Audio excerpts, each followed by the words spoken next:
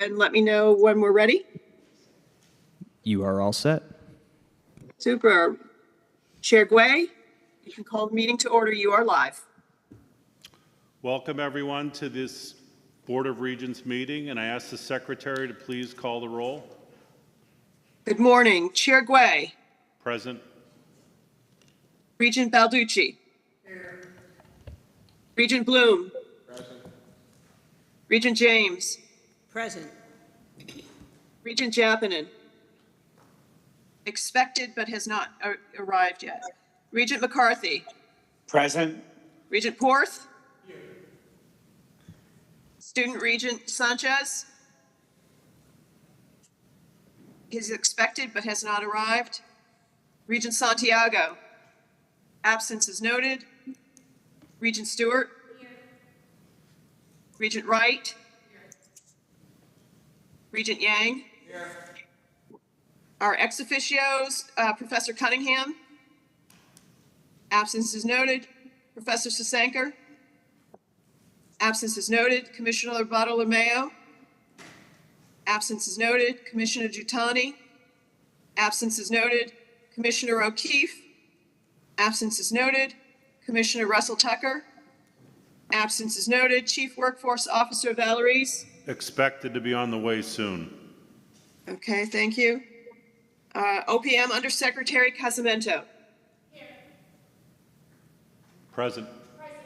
Thank you. President Toro. Here. Present. Here. Thank you.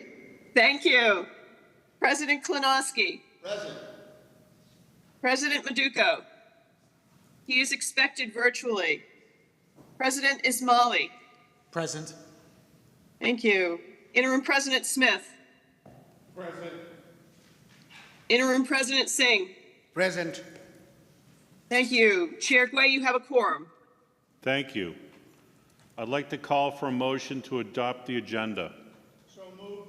Second. All in favor? Aye. Any Aye. opposed? Any opposed? Any abstentions? Motion carries. The agenda is adopted. Chancellor Chen? Ted, I almost gave her a promotion. Chancellor Chen? If Regent Yang ever wants to step in for a few days, I'm more than happy to talk about that. It's great to be here with everyone. Thank you, Chair Gway. I'll try to keep my remarks relatively brief. As we kick off the fall semester, obviously it's an exciting time, and I really want to wish all of our students, the faculty, the staff, the administrators, we're getting ready for that first day, for that first week, and really launching into the semester. There's just so much energy and enthusiasm. I've also been really fortunate this past week to be a part of some of these activities. On Friday, I got a chance to be at Western for an event and for the Western Gates ceremony where we welcomed the new freshmen with their families. So that was incredibly exciting. On Saturday, I was with President Ismaili for move-in day. He and his team graciously allowed me and my 80-pound golden doodle to be on campus as we welcome students into the residence halls. Again, just so much positivity, so much energy. And I was happy to be invited by President Smith to be a part of the New Owl Convocation, where we got to speak to 1,000 new freshmen coming in. And so I can't say enough about all the work that the faculty and staff have done consistently through the years, but every year we're reminded at the beginning of the semester how important that is, because you can really feel that spirit permeating through. And, you know, there's a lot to be proud of, a lot to be happy about. You know, Central is celebrating its 175th anniversary. That's a big deal, right? And I know that President Toro and her team have been working diligently in that space. We have new sports programs being launched to expand the athletics portfolio at Western. That's exciting as well. That brings in new students. It brings in a whole different student experience. They're launching new artificial intelligence masters at WestCon as well. The Eastern Bachelors of Science in Nursing is getting off the ground. CT State is now 1 year old. right? And if President Maduka were here, he would probably have an even more accurate count down to the day and to the hour, because that team has constantly been working to make that operation as high functioning and flying as it can be. So I think everyone's just got a lot to feel really good about and be proud of.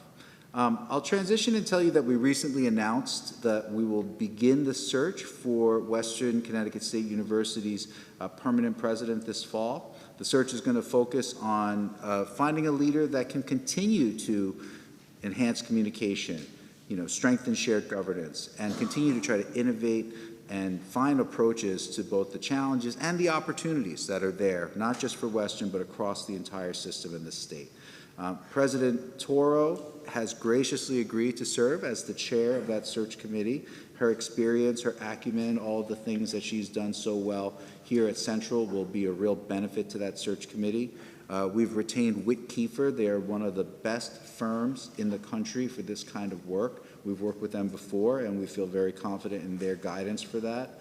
And in the coming weeks, we're going to invite people from Western to be a part of the search committee, but we're also going to invite dozens of people from across the Western community to be a part of the search advisory committee.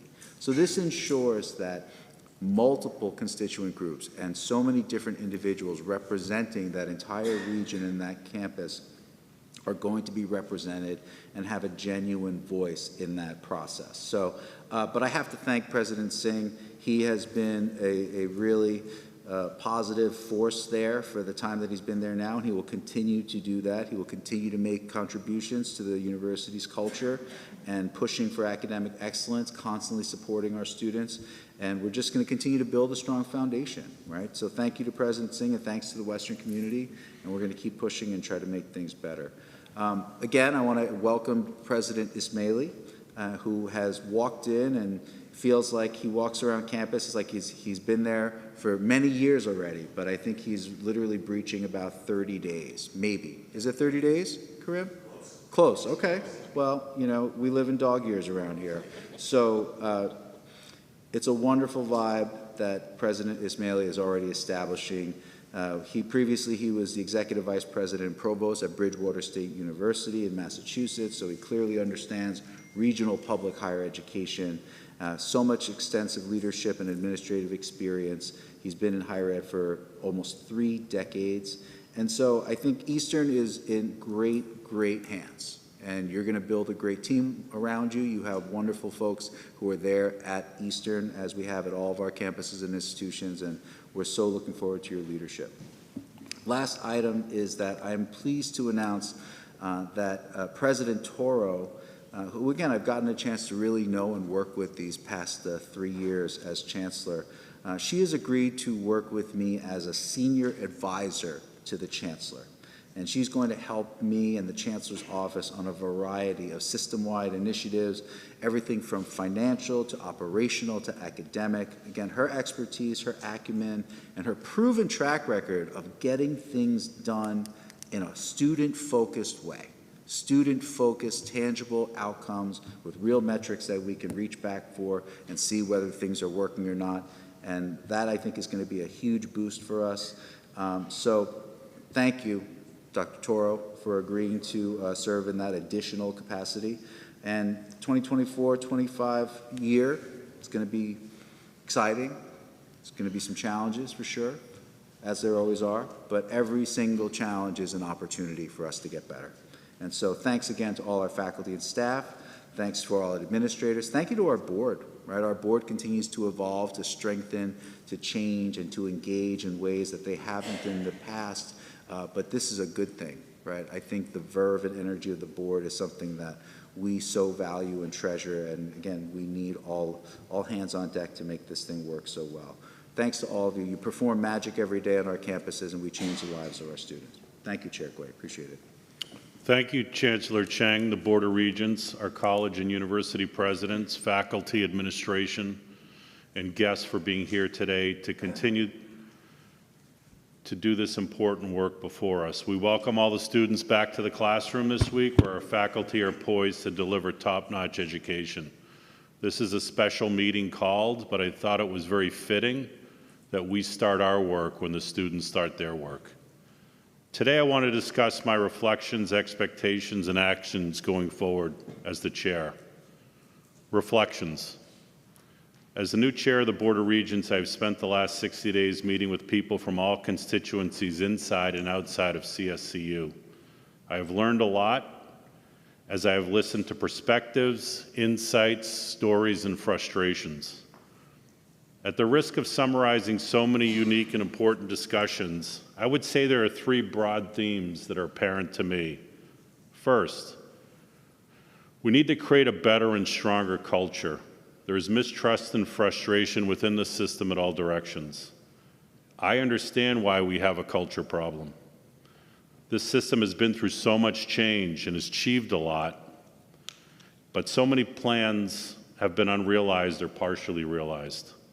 We will seek to build better relationships based upon trust, transparency, and collaboration.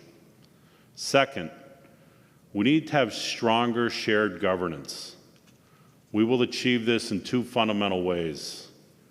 We need our faculty solving problems with us and working to align this system to the realities of today and the opportunities in front of us. Our Board of Regents will also become more active in the shared governance model. We've been too passive. Our Chancellor and our system deserve and require a stronger and more engaged Board of Regents. To a person, we are up to this task on the board. Third, our students and their goals need to be our priority. We will measure our success through their success. We will achieve when they have achieved. Expectations. I have spoken to many of you here today and others not here today that I want to foster a culture of collaboration. In a shared governance model, it is the only way that we can do the work necessary for student success. To this end, I expect not only that everyone come prepared for the hard work at hand, but to also do so in a decorum fit for this mission. I expect our interactions to be transparent, professional, and polite. Our students listen and watch our work. We need to comport ourselves as models of collaboration and professionalism. I intend to hold everyone accountable, including myself, to this standard to ensure that respectful discourse and collaboration prevails.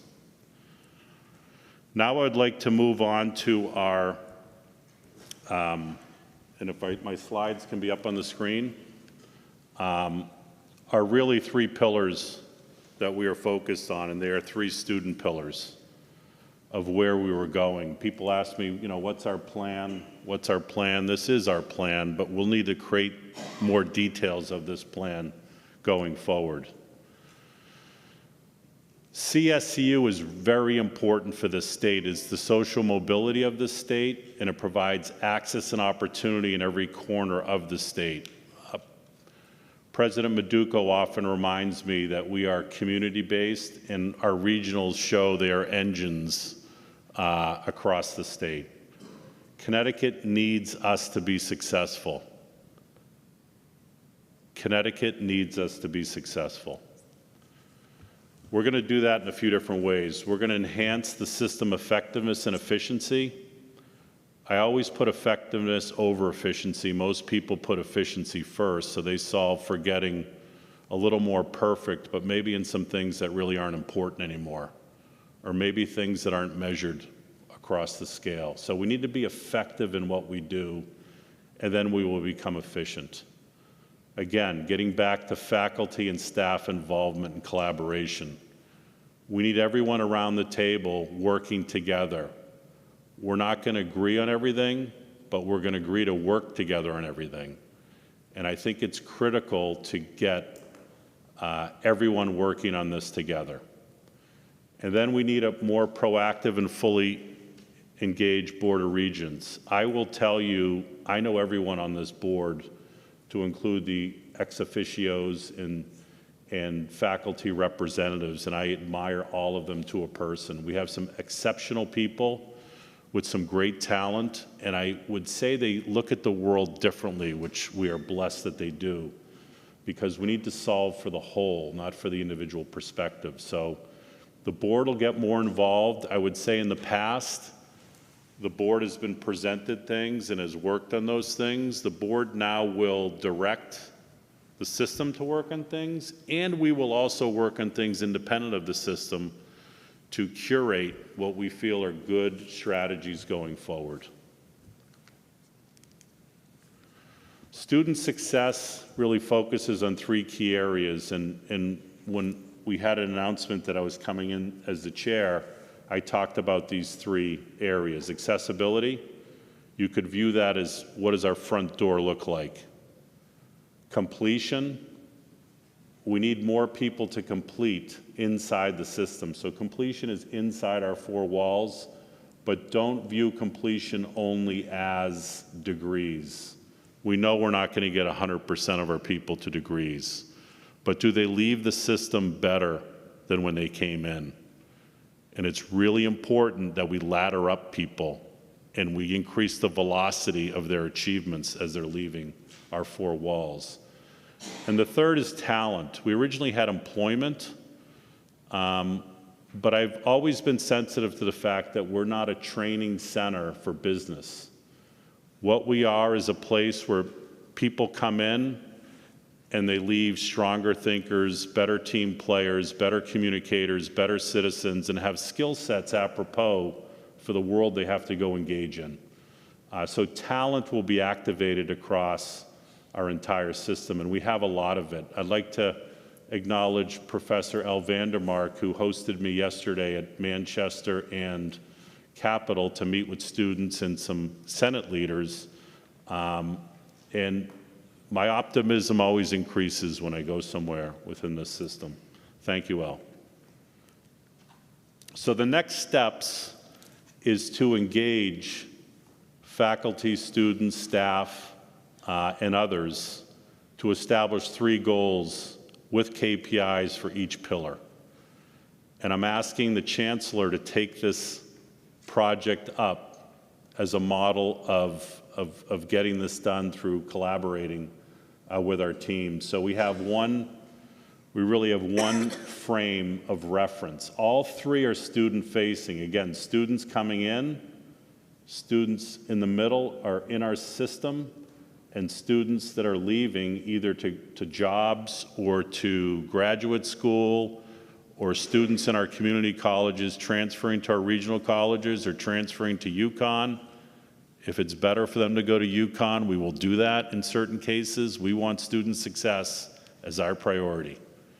And I appreciate the Chancellor taking this on for us. November is it's a lot of days in that month, but if you could have a perspective before Thanksgiving.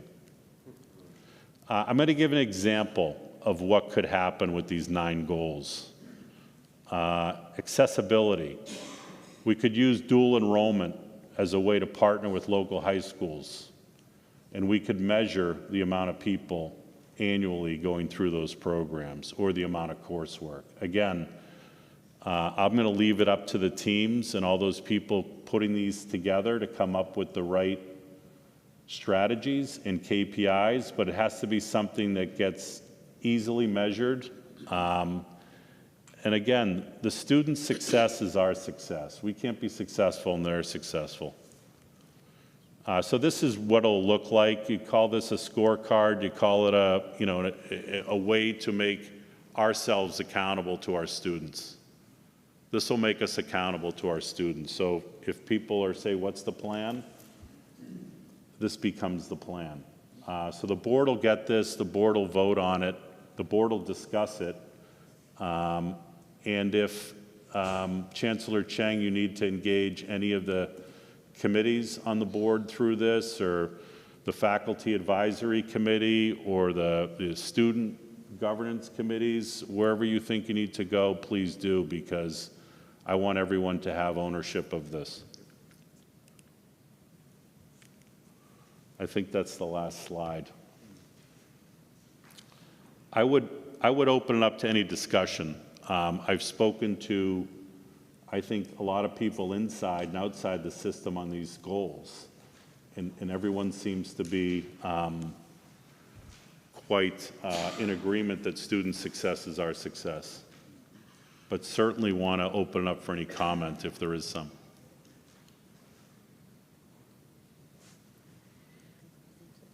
We have a hand raised. Regent McCarthy, your hand is up.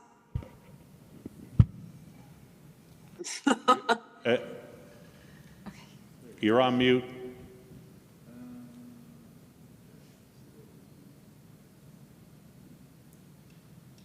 Sorry, I'm just pushing the wrong buttons. We can hear you. You can pass on me. Thank you. Thank you. I'll take that as a heavy affirmation. Marty, Kelly. comment, thank you. Thank you very much for laying this out very clearly and articulately. And I see that there's a lot of crossover with a lot of work that's being done in other agencies, and I can speak for the Office of Workforce Strategy in understanding the value and the central importance that the CSCU system has to ensuring that all of our students are well prepared for life and career. And so I greatly appreciate that there are some definite crossovers into some of the pillars in which we are working on and are looking forward to enhancing the collaboration to ensure that our mutual goals are worked towards and we collaborate and achieve those together. So thank you for these clearly articulated goals. Thank you so much, Kelly. And I want to state that these goals are not new. The Board of Regents at the end of 2022 came up with 4 strategies, and student success was in there, and a lot of these were in there, but what we could have done a better job in that moment on was attaching some sort of a measurement and finding ways to leverage those measurements. So I feel this is progress, it's not change, because we're doing a lot of things, and when we look at completion inside of that framework, the work that this board did over the last year, and I know Chair Bloom and Ainsley Diamond had worked on the transfer policy, and I think these are things that really activate these strategies and make people more successful.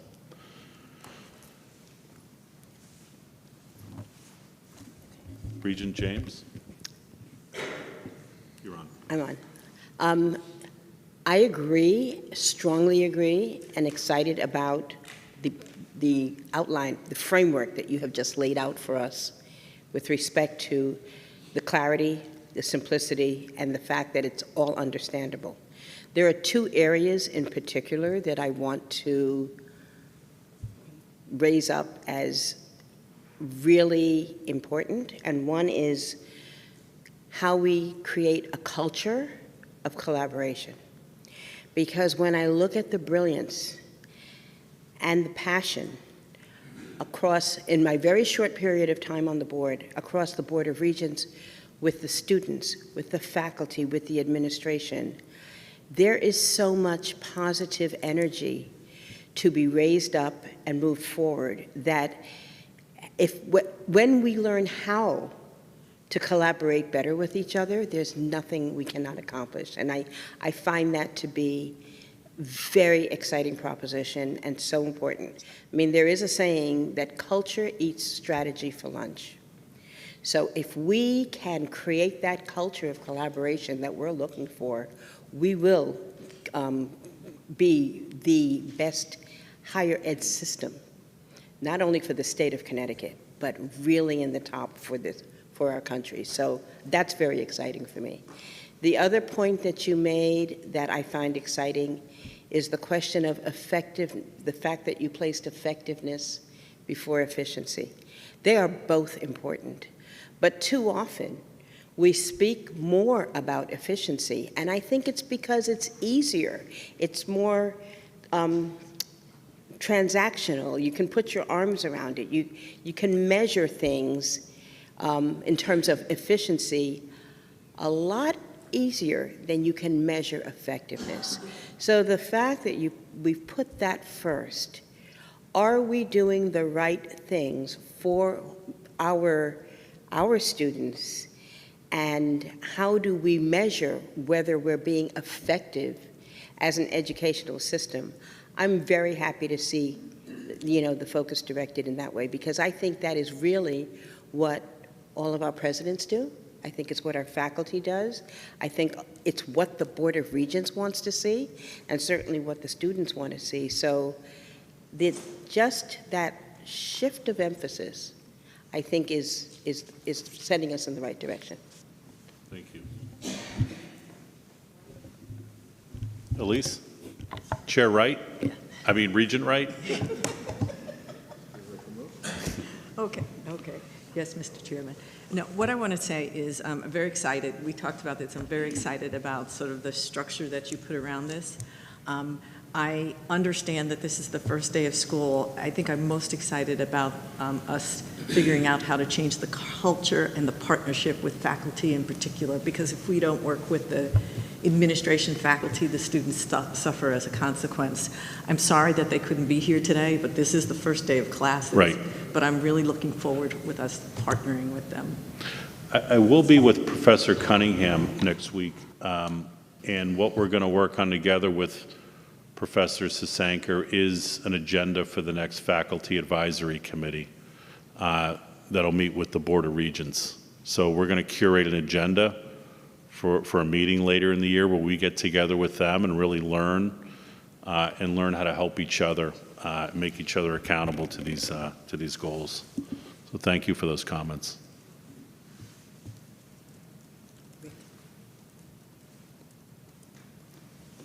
Regent Porth. Thank you. Just real quick, I also appreciate the clarity and how concrete you are in describing how we're trying to turn the page here, and appreciate your leadership in that. I especially liked your mention early in your presentation about us, CSCU, being the Connecticut's engine for social mobility and for talent development. That's absolutely the case.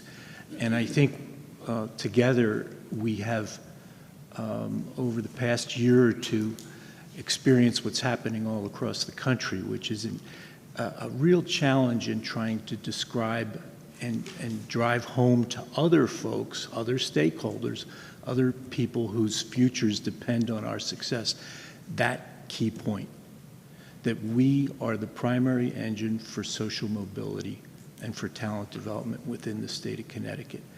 And I know in your comments you also mentioned the board being more proactive and more engaged in relationships with stakeholders, and I hope that we can really focus on that aspect of our responsibilities in the coming months to make sure that people understand the real value that we bring to Connecticut residents and to the state as a whole.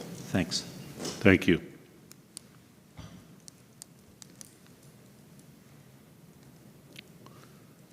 Given that access, completion, and talent mean a great deal to CSCU, I'd like to start this new academic year with a motion from the floor to approve a resolution concerning student services at CT State Community College. Would the Secretary of the Board read it into the record for us, please? Thank you. Chair Gway, this is a resolution concerning student services at CT State Community College dated August 28th, 2024. Whereas the Board of Regents recognizes as we begin the 2024-2025 academic year, the critical importance of prioritizing key student support services at the 12 CT State campuses, which serve many first-generation and non-traditional students, and seeks to align these priorities with the strategic and necessary use of available resources. And whereas the Board of Regents is responsible for the coordination of programs and services among the institutions within its jurisdiction to ensure that such programs and services best serve the higher educational interests of the Connecticut State Colleges and Universities system and its students in accordance with Section 10A-6A of Connecticut General Statutes. And whereas on November 15th, 2023, CT State presented a deficit mitigation plan to the Board of Regents.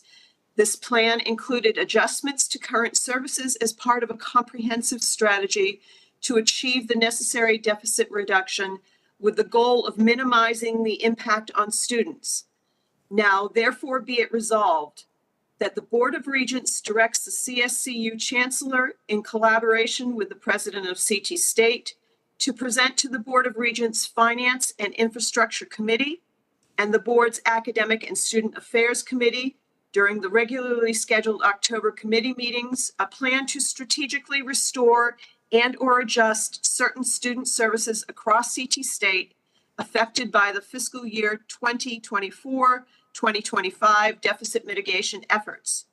And be it further resolved that the plan should prioritize the key student service areas, such as library hours, tutoring services, disability services, academic advising and counseling, mental health support, wraparound services, food pantry, transportation, childcare, and emergency student funding. And be it further resolved that the plan must align with the institution's strategic priorities and goals, provide a timeline, and identify funding sources for the strategic adjustment of student services, including the proposed allocation as may be necessary from CT State's available undesignated reserves for this purpose. Upon review and recommendation by the board's committees on finance and infrastructure and academic and student affairs, the plan will be submitted for final approval by the Board of Regents. Thank you. Would it be clear to Secretary Helene to say that we're open for discussion now? Not until you get a second, sir. Would we have a second to this motion? Second. Okay, would like to open up for discussion. Yes.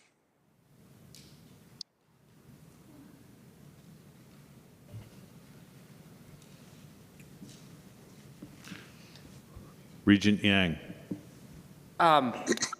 So I think this is fantastic, and I think it is long overdue for us to have responded to the needs of the students. The prior difficulties of the budget crisis that we went through, I think in many ways was an emergent situation where choices had to be made that were difficult, but many cases we made choices that adversely impacted the students and in the most obvious and day-to-day ways, things like the cafeteria and the library and the gyms and the things where, as our chairs just said, and myself, and I go on the campuses and you see a locked student center or you see a locked cafeteria, these things are not good, to say the least, in terms of the overall student experience of learning and are not accomplishing our mission.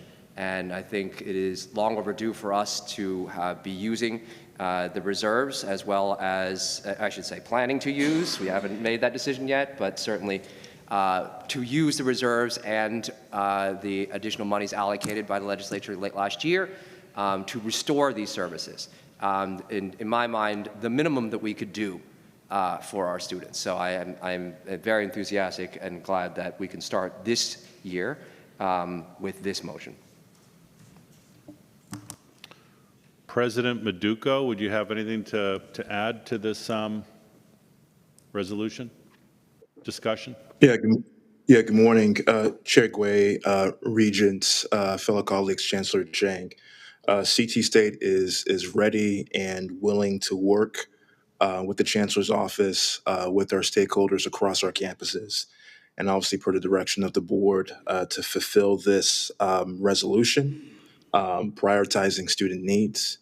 The past academic year was definitely difficult, and both our students and our faculty and our staff were vocal in terms of the pain points that impacted our students.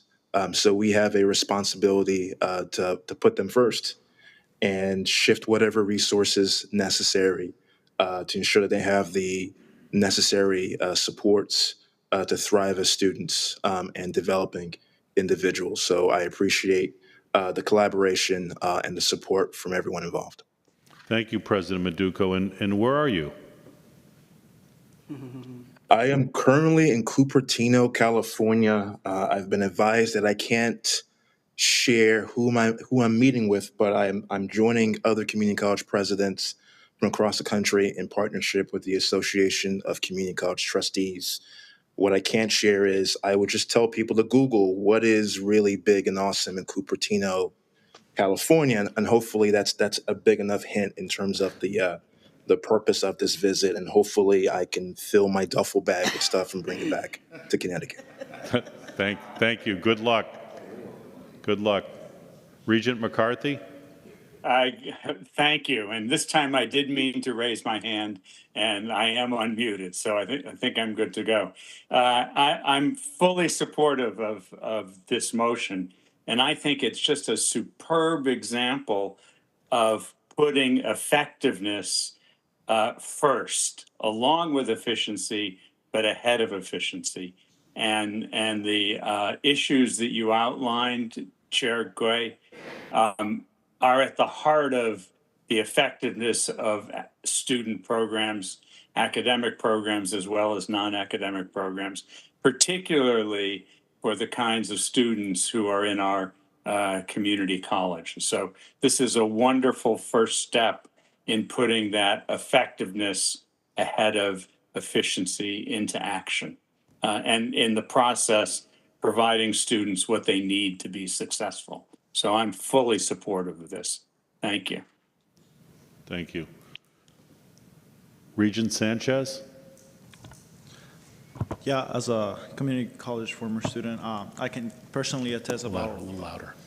I can personally attest how the resources that were provided at the community college played a vital role for many students to be able to complete in a timely manner their education. And I think that putting this motion in place is going to not only benefit the student experience, but also their educational outcome, which I think is going to be key, especially with what we've done recently with the transfer process, where it's going to allow students to complete it in a fast manner if we're providing them with enough resources, and then transfer to one of our 4 universities, which is kind of the goal here. Thank you. Ex officio, Regent Casamento? Thank you. I guess as I listened to the resolution being read, I just want to clarify, is the expectation for CT State to go through and really take a broader look at the choices they made, and while they may need to rely on unrestricted reserves, to also identify alternative reductions that are less impactful to students as part of their effort. That it's not simply restoring them and relying on the reserves, but really to go through a strategic exercise and really think through how we can be successful and financially sustainable, but yet put the students first. That's exactly what we are seeking to do. We shouldn't balance our budget on the front pocket of the students, which is this motion, or the back pocket, which is seeking to raise tuition unless we really have to. So that's exactly, is to get the priority right. Thank you. Yep. And in the future, when we look at our budgeting, when we pull the levers, as our finance people will say, students shouldn't be the biggest lever that we pull. Regent Bloom. Thank you, Mr. Chair. I just want to point out that with the 12 different campuses, the needs on different campuses may be different in regard to what from the point of view of the Board Committee on Academic and Student Affairs, when we receive the recommendations, I would assume that this will be targeted to what is needed and what is happening on the individual campuses. And as my colleague, Regent Balducci, I'm sure will say, the resolution points out that one of the requirements is that funding sources for these strategic adjustment be identified. It's not simply a reliance, the intention is not simply to rely on the reserves, but to see what other kinds of budget adjustments can be made. And I think to Chair Gay's point, maybe some of the priorities on or expenditures have to be adjusted in other areas on the campus. So this is, the reserves are a backstop. They're not intended to be the, and reserves obviously are essential to maintain. So this is, but I think the key here is what needs to happen on each of the 12 campuses to bring student services. And, I think there will be substantial differences for campuses that may be in urban areas and rural areas and different parts of the state where access to other kinds of resources will be different from one place to another. So this is a complex assignment for the president of CT State and the staff at CT State to work this out across the various campuses and the individual needs on the different campuses. Programs are different on the different campuses, so there's a whole variety of, I can see kind of a matrix kind of coming out of this, the differences in the different places. Thank you, Regent Bloom. President Maduco? Yeah, thank you, Chair Gray. I also want to add that, it's imperative at CT State that we work in partnership with our college level governance bodies to make sure that we're working through in a spirit of transparency and bringing all facts to the table. There are some nuances to our individual campuses, especially those in remote or in rural areas of the state where they never had food services, right? There's certain processes, i.e., the RFP process to secure a food vendor. 4 of our campuses have been unable to secure those type of services. So there are historical elements to this that I want to make sure that we bring to the table so everyone can view in real time and help drive and support necessary decision makings to support the spirit of this resolution. Thank you. Regent Sanchez? And that's why I believe it, like Regent Bloom mentioned, I think it's so important for us as a student region and regions to go out there and visit campus, right? Not making sure that we're not overstepping, but rather to get a bigger picture and idea of like the different campuses and how each campus is different from each other, how a rural campus like Northwestern might be different from one like Capital, right? So I think getting an idea of like the student body population that we're serving as regions also is going to impact, I think, our decision making later on and to better benefit the students long term. Thank you.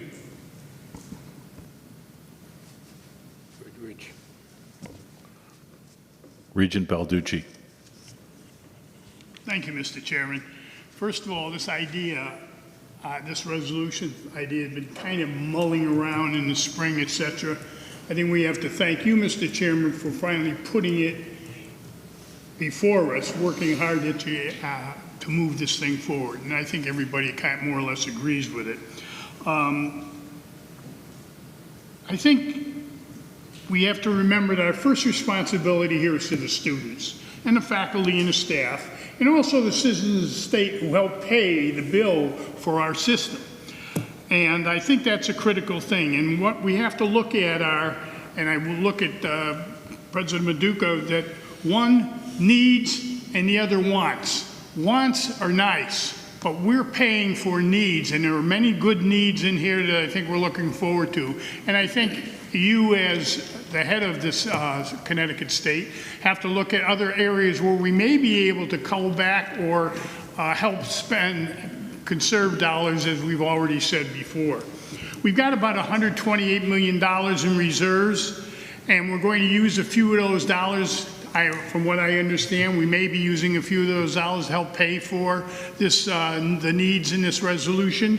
But I would remind you that reserves are one-shot dollars. They're not repetitive. You can't go back unless you're going to draw down more on the reserves. So we have to find, as was mentioned by Ira Bloom, that we need other ways of being able to pay for this. And we're going to have to try and do it, I think, without trying to raise tuition and pour it back on the backs of the students, which we're trying to promote positively where we are.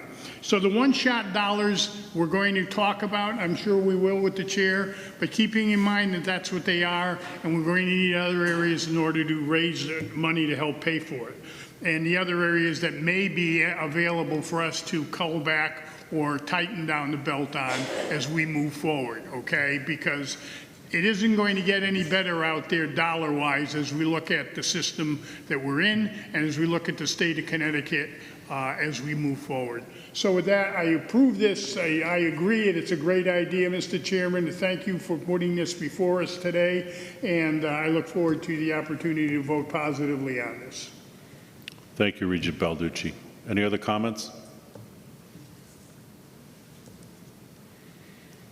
With that, I'd like to take a vote on the resolution concerning student services at CT State Community College. All those in favor? Aye.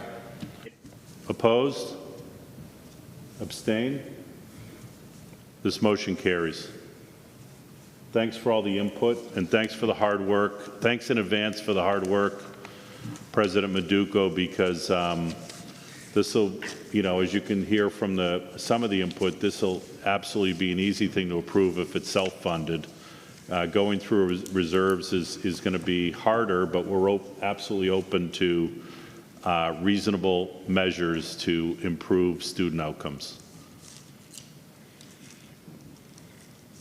I'd like to now move over to the conclusion of on October 1st of Regent McCarthy's tenure on the Board of Regents. We now have a position with his resignation submitted to the governor for the vice chair.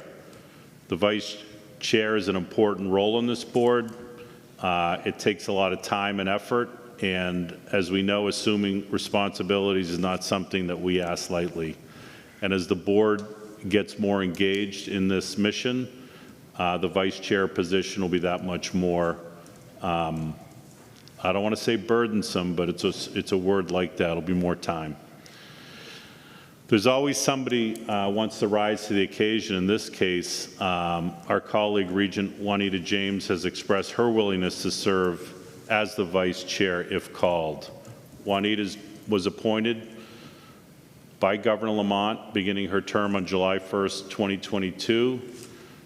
Juanita sits on the boards of Academic and Student Affairs as well as their Human Resource and Administration Committee. I believe Juanita is an excellent candidate to serve as vice chair of the board, and I'm grateful for her willingness to serve in this capacity. I'm looking for a motion to nominate. So moved. Could you put something on the record? I would like to make that motion. I'm sure we've got a host of others who would like to second it. But Juanita James is new to this board, but she's certainly not new to education. And I've come to greatly respect her. She's energetic, she's involved, she's a focused thinker, and most importantly, she cares about students. And I think with that in mind and her ability to be a leader as we move forward with this board, I think she'd make an outstanding vice chair. Thank you. Do we have a second? Second. Are there any other nominations from the floor for vice chair of CSCU? Board of Regents. I'd like to ask for a vote for Regent Juanita James to become the vice chair of the CSCU Board of Regents. All in favor? Aye. Opposed? Abstentions? Motion carries. The board has unanimously elected Juanita James to serve as vice chair of the Board of Regents.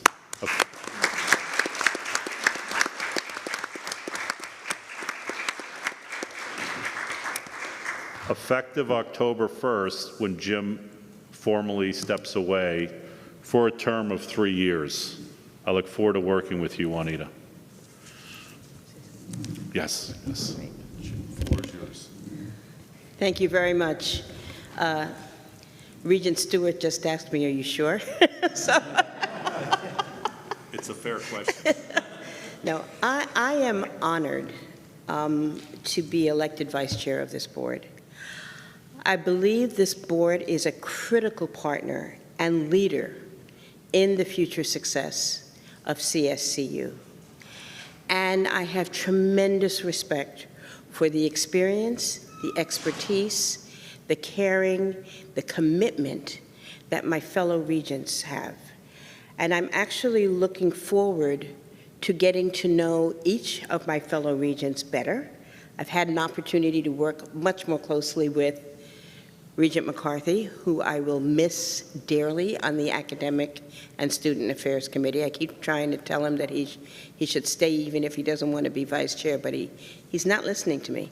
And Chair Bloom, who I love that committee, and I really wish every regent could serve at some point on the Academic and Student Affairs Committee, because that's where we get to meet the students, to meet the faculty, to hear the thinking about what we're trying to accomplish and which programs we want to enhance and which ones aren't relevant, so we're redesigning them. So I actually look forward to and love going to those committee meetings. I am excited about working together with our regents, administration, and faculty to ensure the success of the 85,000 plus students that are in our system. I'm also looking forward to providing greater access to all of our students, recognizing that the demographic profile of the student body is different from 10 years ago. Yes, we need to ensure a quality and relevant learning environment for recent high school graduates from in the 18 to 20 age range. But we also need to ensure a quality and relevant learning environment for adult students who are more diverse in every way. Age, gender, ethnicity, race, sexual orientation, lived experience, family pressures. This is the composition of our student body. So one size does not fit all, and we need to listen to and understand the needs of this diverse population in order to ensure that student success. And I know that our common goal is to prepare all of our students with the technical, social, critical thinking, and communication skills they need to thrive. So we have many challenges and many opportunities facing us. I believe we have the collective talent, expertise, and experience to make each and every one of our institutions shining stars of higher educational excellence for all of our students, if we have the will to align ourselves to achieve that goal. So thank you for giving me this opportunity.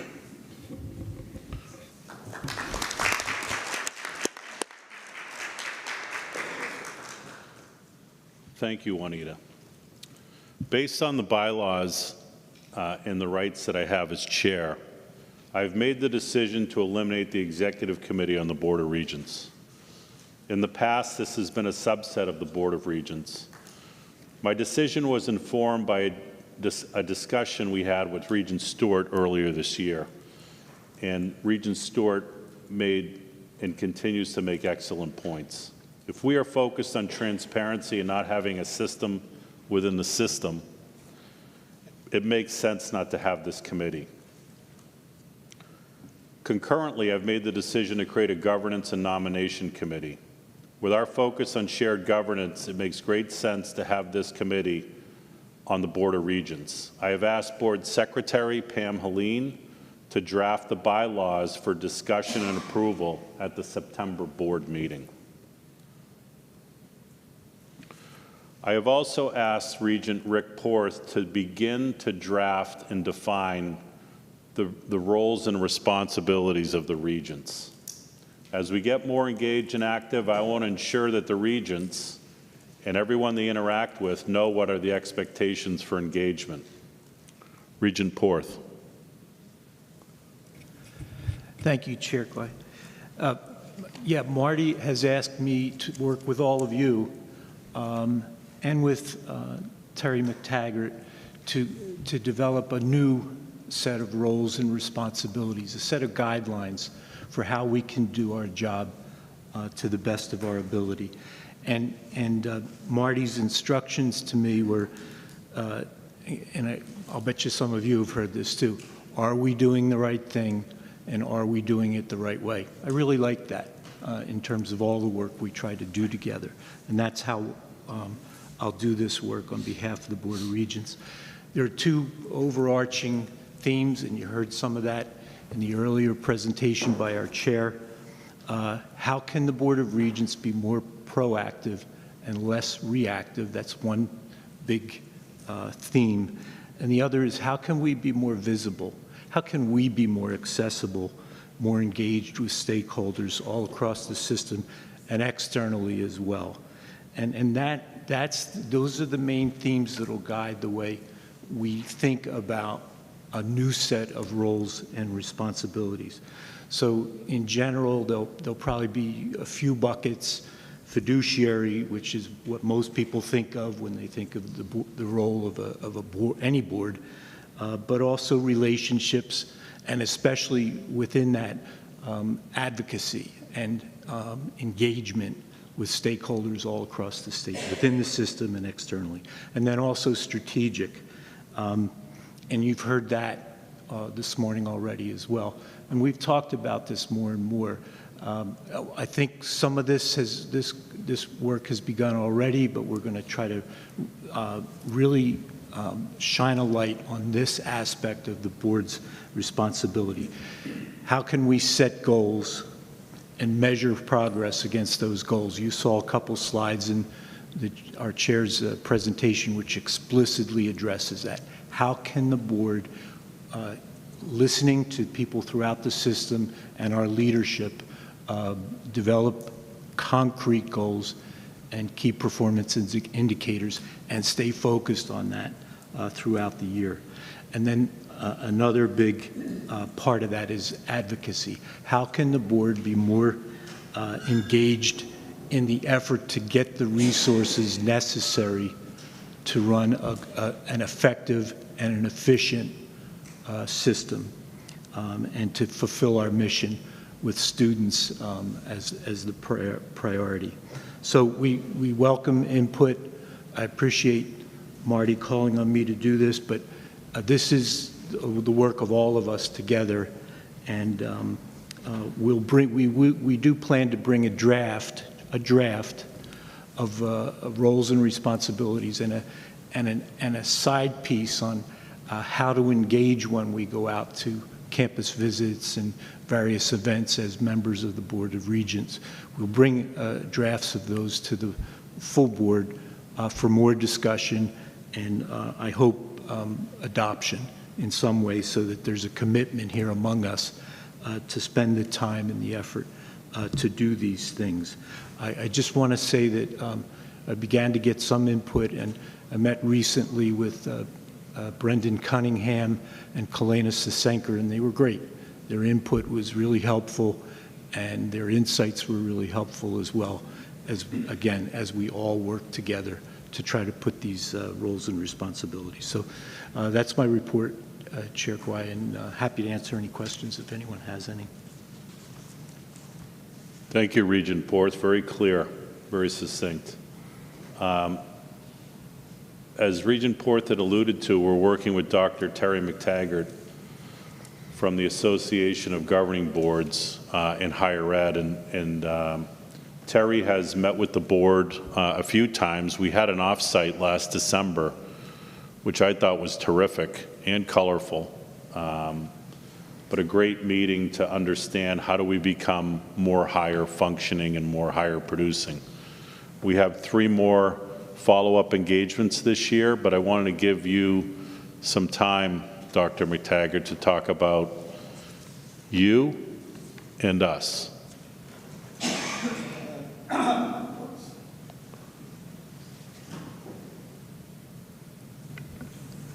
How's the sound? Good, thank you. Chair Quay, congratulations on your position, and the same to Regent James. And to another James McCarthy, who's done so much for higher education as well as for Connecticut and elsewhere. Friends, Marty asked me to give a little bit of the national perspective. What are regents and other systems across the country doing to answer the question I think you have before you, how do we get better? How do we get more effective? And the Chair Gray has outlined an agenda for that. What I'll be presenting today first is my take on what's happening on the national scene among your colleagues who oversee public university systems elsewhere. And then secondly, the product of a discussion that the chair referred to that a number of regents and I have been working on, which would translate the good intention, the resolution of having a culture of collaboration to make it real in as short an order as possible. So, 2 topics, just to give you a sense of where we're going. The first one, what's happening nationally? I'm calling in particular from my experiences in the last several months in Louisiana, Iowa, Virginia, North Carolina, Minnesota, New York, and Hawaii. This is based on some kind of evidence.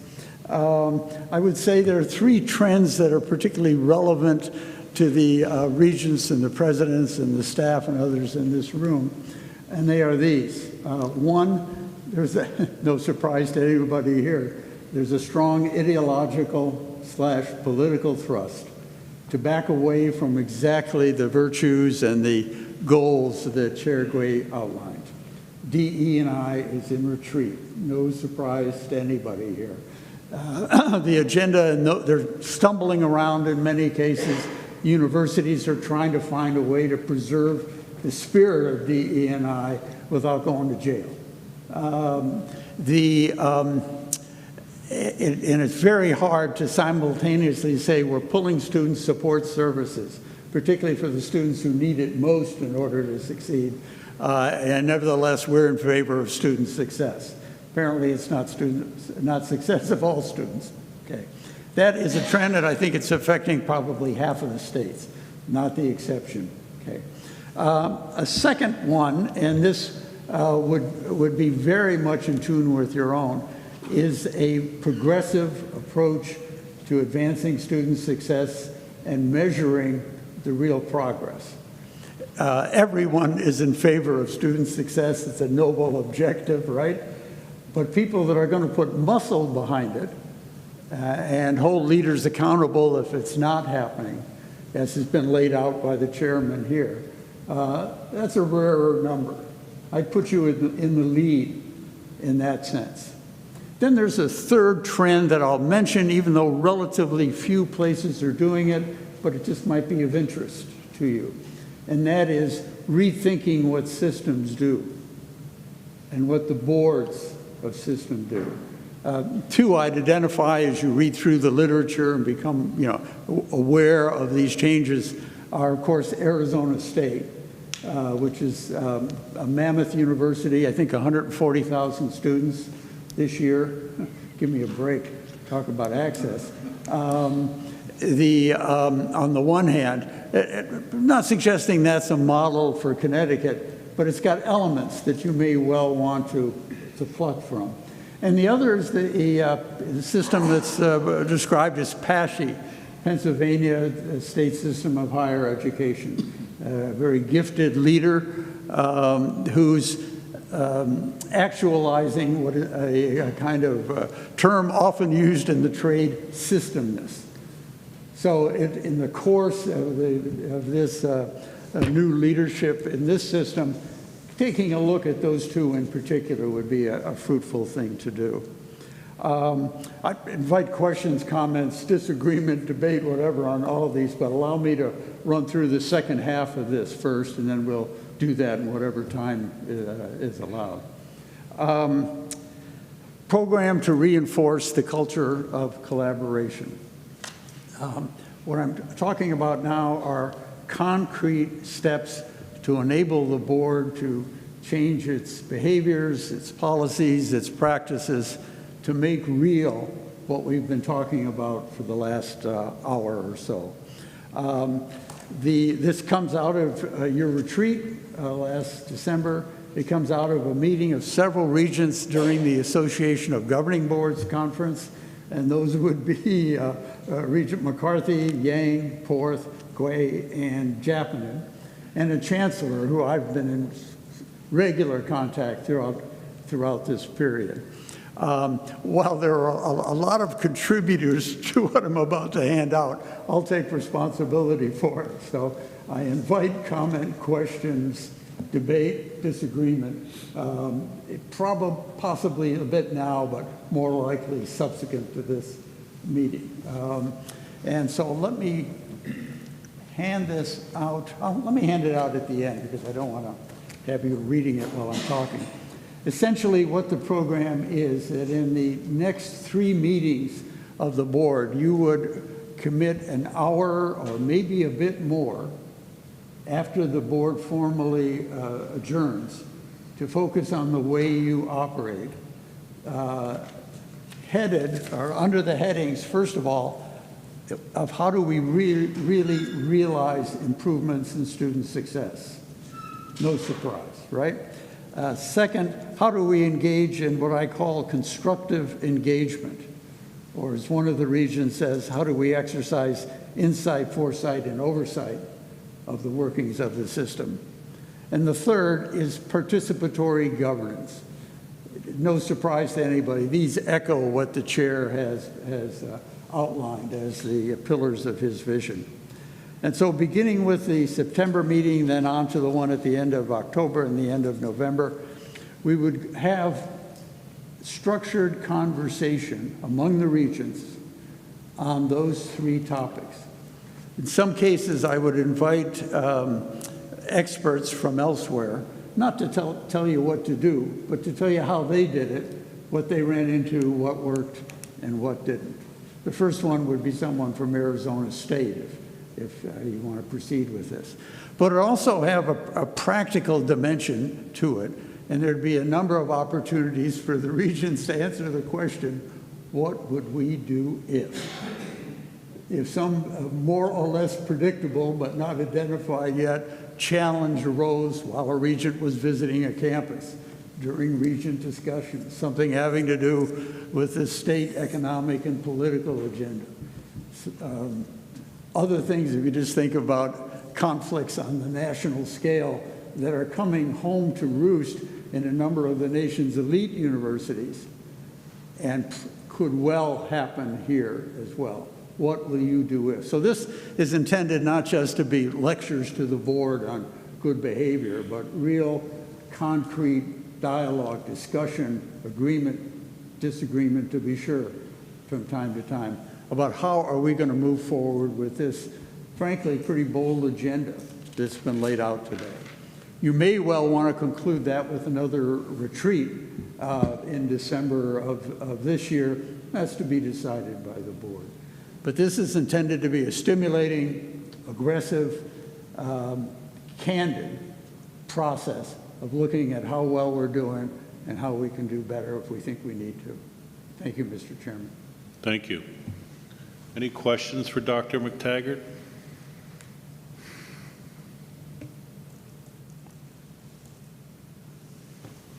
I know I'm the only one between you and lunch. Yes, Regent Casimento. Thank you. So as a new member to the board, I don't have access to any of the previous work that may have happened between AGB and the board. I'm wondering whether or not it's fruitful to share any materials that could allow for those board members, such as myself, to be brought up to speed in advance of those meetings. Sure. I'll commit to that. I don't know how I'll get it to you, but we'll get it to you. Yeah. Who's going to own that? Can you? Actually, thanks to Jessica, I now have multiple copies of a draft. Let me underscore draft. And Pam or Jessica can give you my email and phone number. I want to talk to anybody in this room who says there's a better way to do this or reinforce what we're doing. So dialogue is what we're looking for before this goes live. Chair Gway, I'll Yes. make sure that I put everybody who needs to get together with Dr. McTaggart in phone conversations or materials. I'll make sure that that happens. You're going to follow up for us? I am. Thank you. Any other questions? Mr. Chairman, I do have copies of the draft for those who want to grab one on their way out at the end of this meeting. Thank you. I am concluding today's meeting by setting up 2 special committees to report back to the Board of Regents in 90 days with an executive summary in writing. The first is a healthcare task force special committee. Its mission is to assess the existing assets and programs in our entire CSCU system to see how we align with the market needs of Connecticut and to define a path forward for collaboration inside and outside of CSCU to proactively meet the demand. I have asked President John Maduco to lead this task force. The second task force will be around Charter Oak. I'm asking that we assess the opportunity to scale through existing plans and new plans where we can go in the next 5 years. I have asked Regent Ted Yang to lead this task force. I want faculty representation on these task forces as well as other knowledgeable leaders, and those may be people outside CSCU if necessary. These task forces should be groups of no more than 7 people and should submit an executive summary to this Board of Regents and Chancellor within 90 days. And for those trying to figure that out, that's right before Thanksgiving.